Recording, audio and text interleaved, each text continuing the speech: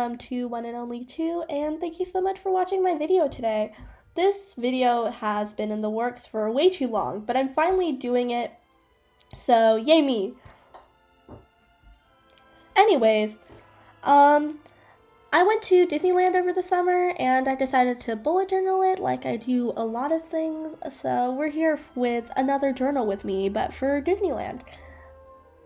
So to make this video a little bit more interesting, I'm going to talk about my time there, and yeah, so let's just get on with it. But before we do, I just want to make a little quick disclaimer that I'm very grateful to be able to have gone to Disneyland, because not everyone gets to do so. It's a privilege, and I don't want to seem obligated or ungrateful for all the things that I'm able to do and all the things that I'm going to talk about today.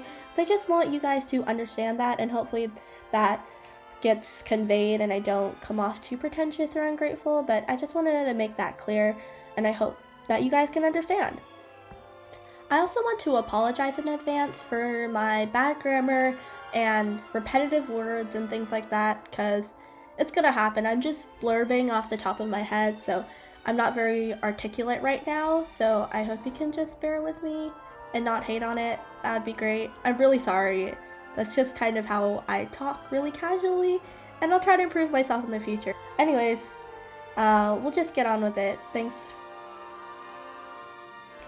I went in a big group to Disneyland, but I spent majority of the day by myself, and if you don't know, I'm predominantly an introvert, so I really do enjoy my independence. So I didn't have to wait for anyone. I got to pick all the food, all the rides that I wanted to eat, use a single rider line, so it was more efficient, and I got to live selfishly, which is not something any of us can do often or ever, you know? So that was something that I'm very grateful to be able to have done, but it was a really awesome experience, and not only did I get to do that, but I got to live very spontaneously. And if you don't know me in real life, then you wouldn't know, but I live very cookie cutter. I plan things in advance. I live very toward the plan. If we go out of the plan, I get so discombobulated. But this day, I just lived very spontaneously, which was very nice because it was outside of my comfort zone and something that I felt like I needed to do. So I got the opportunity to do so, which was really great. I also got to have a hopper pass. I got to go to California Adventure and Disneyland. And in total, I walked over 13 miles, which is great because I don't exercise much. So I got like a week's worth of exercise, let's be honest. So that was really great too. I also got to try some of the newer rides that I didn't try when I went last.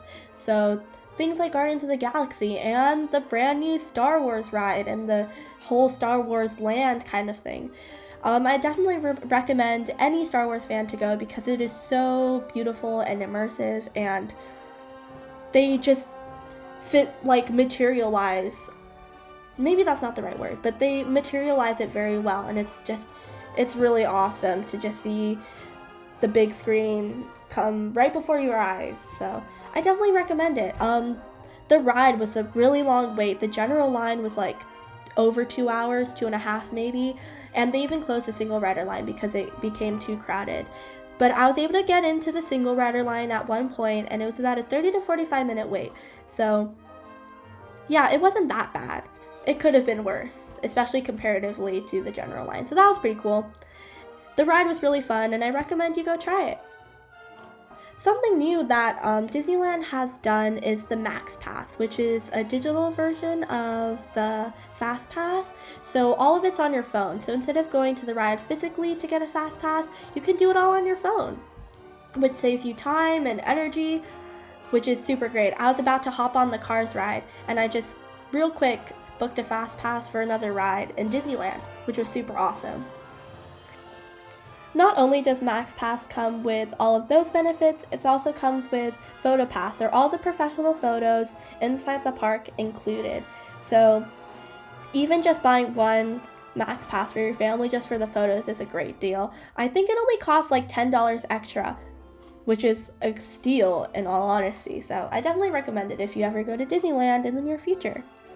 One really cool thing that I did while I was in the park was ask all the workers where their favorite place to eat was, because as I said earlier, I was very spontaneous, didn't really have a plan, so I just asked around where people like to eat, and a lot of people, to my surprise, said they liked the pizza in Tomorrowland or the pasta in California Adventure versus all like the more specialty foods or things exclusive to the park. They picked those. So I went ahead and tried the Three Cheese ravioli in California Adventure, and it was pretty good. So maybe that's something you eat when you go to Disneyland or California Adventure next time.